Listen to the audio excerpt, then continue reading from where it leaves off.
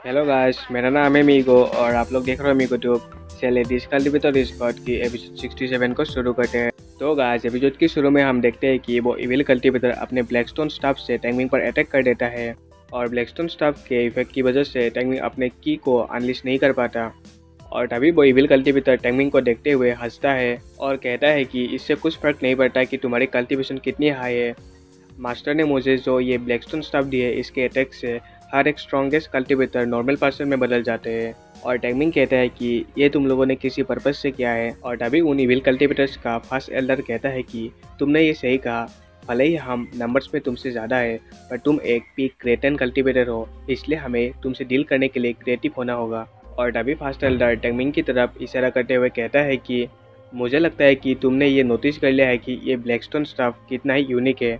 इस Blackstone stuff के होते हुए तुम हमें नहीं हरा सकते और अब हमारे पास तुम्हारे खिलाफ बहुत सारे एडवांटेजेस है। और तभी हमें लिनोआ को दिखाया जाता है जो सोचता है कि मैंने सोचा नहीं था कि मैं एक मिड ग्रेडेड कल्टीवेटर बन के ही मरूंगा। और तभी टाइमिंग हंसते हुए कहता है कि क्या तुम लोगों ने नहीं सुना था, मैंने 10 यूनिवर्सिटी टूर्नामेंट के अटैक के दौरान तुम लोगों से क्या कहा था। और तभी वो फर्स्ट एल्डर कहता है कि क्या तुम रिलम ब्रेक के बारे में बोल रहे हो। और तभी वो सेकेंड एल्डर चिल्लाते हुए कहता है कि फर्स्ट एल्डर, अब इसके साथ बात करके टाइम मत वेस्ट करो।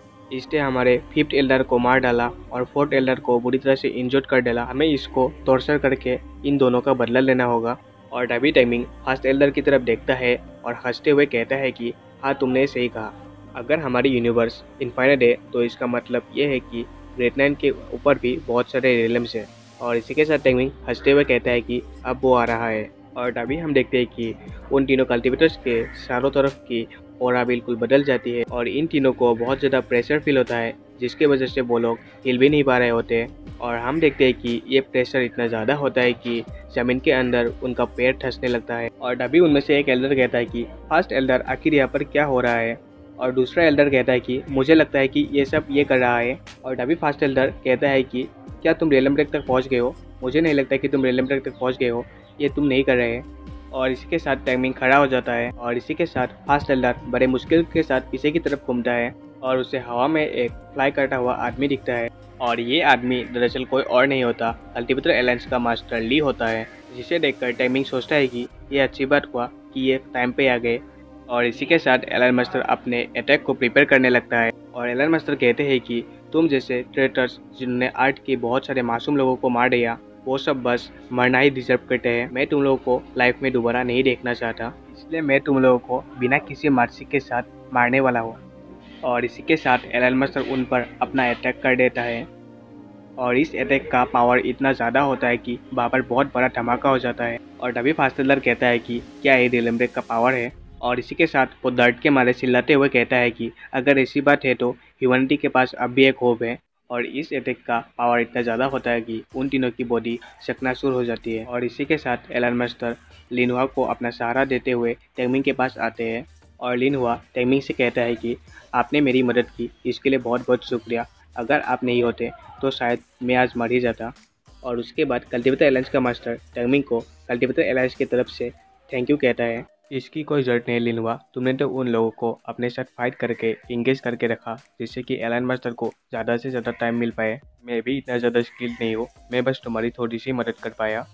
और इसी के साथ हमें लिनहुआ को दिखाया जाता है जो सोचता है कि मैंने एक इलाइट से यही एक्सपेक्ट किया था, उन्होंने मेरे प्लानिंग को एक झटके में समझ लिया। और तभी एलन मास्टर हंसते हुए कहता है कि हमारा लिनहुआ बस ऐसे ही देखने में खरूस और गुस्सेल है, पर इसका दिल बहुत ही साफ है। अगर लिनहुआ तुम बुरा ना मानो तो मैं तुमसे एक फेवर मांगना चाहूँगा। और तभी लिनहुआ कहता है कि हम ब्रदर्स से हमारे बीच में कोई भी फेवर जैसी चीज़ नहीं होती। और तभी टैंगमिंग एलन मास्टर की तरफ एक चीज़ थ्रो करता है और कहता है कि ये स्टोन मुझे इविल कल्टीवेटर के ब्लैकस्टोन स्टाफ से मिली। इसमें एक बहुत ही अनयूजुअल पावर है, ये हमारे ह्यूमन कल्टीवेशन के इनर की को सप्रेस कर देता है। और ये स्टोन अडरॉल से बिलोंग करता है, मुझे लगता है कि ये आप लोगों के फ्यूचर में बहुत काम आएगी। और एलन मास्टर उस ब्लैकस्टोन स्टाफ के स्टोन को अपने हाथ से पकड़ लेता है। और तभी टाइमिंग सोचता है कि ये मेरे लिए बहुत ही अच्छा चांस है कि मैं इन लोगों को थोड़ा सा गाइडेंस दे दूँ और ये स्टोन ग्रेट नाइन के कल्टीवेटर्स को रेलम तक पहुँचने में मदद करेंगे। और इसी के साथ टाइमिंग बाहर से उड़कर जाने लगता है और कहता है कि ठीक है, तो फिर दोबारा मिलते हैं। और टैंगमिंग सोचता है कि मास्टर रेलम डेक तक पहुंच गए हैं, इसलिए मैं भी ज़्यादा देर नहीं कर सकता रेलम डेक तक पहुंचने के लिए। इसी के साथ टैंगमिंग वहाँ से तेज़ी के साथ फ्लाई करते हुए चला जाता है। अभी लिन हुआ एक्साइटेड होकर कहता है कि वो बहुत ज़्यादा पावरफुल है, ये अच्छा होगा कि वो कल्टीवेटर अलायंस को ज्वाइन कर ले। और कल्टीवेटर अलायंस का मास्टर कहता है कि तुम ज़्यादा टेंशन मत लो, सही टाइम आने पर वो ज़रूर आएगा। और लिनहुआ कहता है कि आखिर मास्टर अब क्या कहना चाहते हैं। और तभी अलायंस मास्टर कहते हैं कि क्या तुमने ये नोटिस नहीं किया, वो जितना मिस्टीरियस लगता है वो इतना है नहीं। वो हमारे कल्टीवेशन वॉल को अच्छी तरह से जानता है और वो हमेशा क्रिटिकल सिचुएशन में ही सभी के मदद के लिए आता है। वो सच में एक बहुत ही पावरफुल पर्सन है जिसका हार्ट हमेशा सभी लोगों की मदद के लिए फोकस रहता है। और इसी के साथ हमें इविल कल्टीवेटर्स के कंट्रोल रूम को दिखाया जाता है और वहाँ पर कोई चिल्लाकर कहता है कि हमने उनसे कांटेक्ट खो दिया है। और इविल कल्टीवेटर का कमांडर कहता है कि आखिर यहाँ पर चल क्या रहा है। और तभी एक इविल कल्टीवेटर उस कमांडर से कहता है कि हमारे 5th एल्डर्स ने एक बहुत ही पावरफुल एनिमी के साथ एनकाउंटर किया है।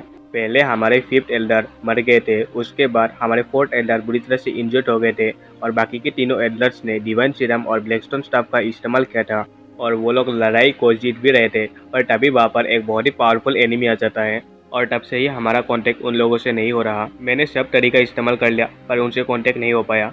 और तभी वो कमांडर परेशान होकर सोचता है कि हमें भी 2 घंटे से कुछ भी उनसे अपडेट नहीं मिला, लगता है कि वो सभी मर गए हैं।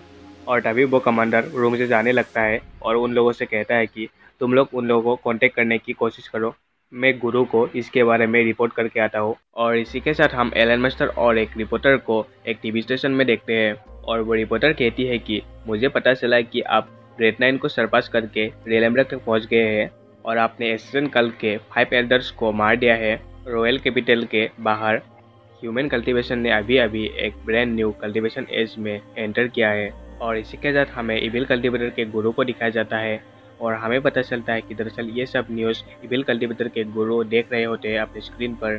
और वहाँ पर एलन मास्टर कहते हैं कि रेलम डेक की टेस्टिंग हमारी सक्सेसफुल रही और ह्यूमन कल्टीवेशन का एक न्यू चैप्टर बस शुरू ही होने वाला है। और इसी के साथ मैं कल्टीवेटर अलायंस की तरफ से एक अनाउंसमेंट करना चाहता हूँ। 8 के सेमलेस ह्यूमन ट्रेडर्स को सरेंडर होने के लिए ये लास्ट चांस है। अगर एसेसिन कल्ट और अदर ट्रेडर्स ने 3 दिन के अंदर हमारे ऑर्गेनाइजेशन पर सरेंडर नहीं किया तो 3 दिन के बाद उन लोगों को छोड़ा नहीं जाएगा, उन लोगों को पकड़ पकड़ के मारा जाएगा।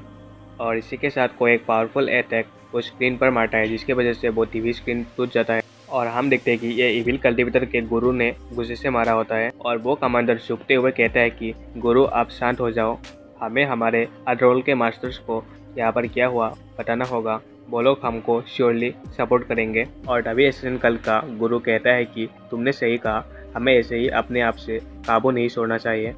और इसी के साथ वो गुरु अपने शेयर से उठ जाता है और वो गुरु कहता है कि कल्टीवेटर अलायंस ने रेलम डेक को डेवलप करने के लिए मैनेज कर लिया, पर ये इतना भी बुरा नहीं क्योंकि ये अच्छा ही है, क्योंकि उन लोगों को रेलम डेक थ्योरी तक पहुंचने के लिए ग्रेट 9 कल्टीवेटर की जरूरत होगी। और इसी के साथ गुरु एक इविल सी लुक के साथ कहता है कि हमारे पास डिवाइन सीरम है जो हमारे मास्टर ने हमको दिया है, इसके जरिए हमारे सभी मेंबर्स रेलम डेक तक आसानी से पहुंच जाएंगे।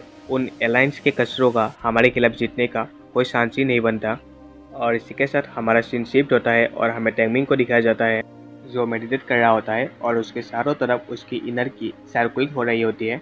और टैंगमिंग सोचता है कि मैंने फाइट के दौरान अपने इनर की का कुछ ज़्यादा ही इस्तेमाल कर लिया और उस ब्लैकस्टोन स्टाफ ने मेरे मेरिडियन को डिस्ट्रॉय ही कर दिया, जिससे मैं अपने इनर की को सर्कुलेट करता हूँ, पर मैं इससे जल्दी रिकवर हो गया जिंगजिंग के दिए हुए हाई प्योरिटी स्टोन और नर्सिंग मेडिसिन के जरिए। और इसी के साथ टैंगमिंग उस हाई प्योरिटी स्टोन को अपने हाथ में लेता है और सोचता है कि अनफॉर्चुनेटली ये हाई प्योरिटी स्टोन बस अंडरवर्ल्ड में ही मिलता है जो वर्महोल के दूसरे साइड है।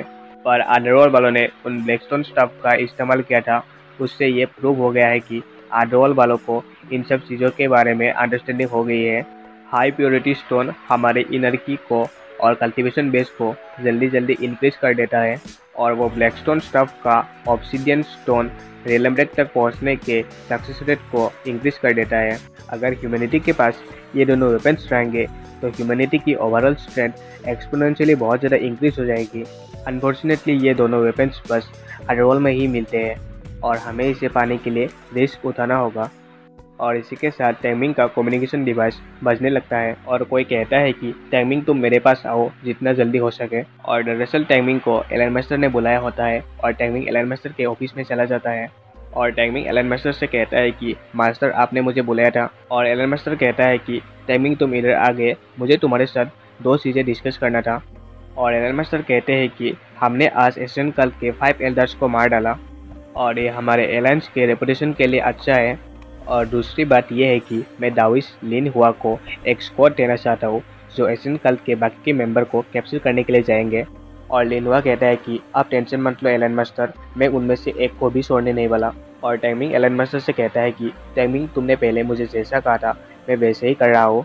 अभी वॉर की सिचुएशन बहुत ज़्यादा टेंस है, हमें अर्जेंटली ही न्यू ब्लड्स की ज़रूरत है। मैं 18 यंग कल्टिवेटर्स को वह मुल्क के अंदर ट्रेनिंग के लिए भेजना चाहता हूँ। अगर तुम्हें कोई प्रॉब्लम नहीं तो क्या तुम उन लोगों को लीड करना चाहोगे। और तभी एलन मास्टर ग्रीट करते हुए खुश होकर कहता है कि ये तो मेरा ऑनर है कि आपने इस काम के लिए मुझे सुना।